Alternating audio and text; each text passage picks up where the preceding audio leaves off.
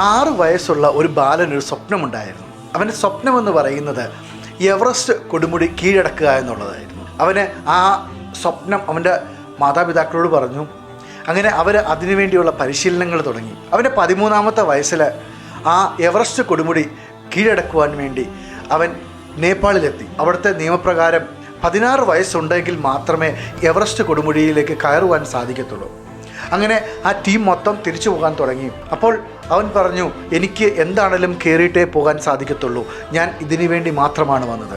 അങ്ങനെ അവർ ടിബറ്റ് വഴി ആ മൗണ്ട് എവറസ്റ്റിലേക്ക് കയറുവാൻ വേണ്ടി തീരുമാനിച്ചു. ടിബറ്റ് വഴി കയറുന്നത് നേപ്പാൾ വഴി കയറുന്നതിനേക്കാൾ ഭയങ്കര ബുദ്ധിമുട്ടുള്ള കാര്യമാണ്. എങ്കിലും അവർ ആ തീരുമാനങ്ങൾ എടുത്തു.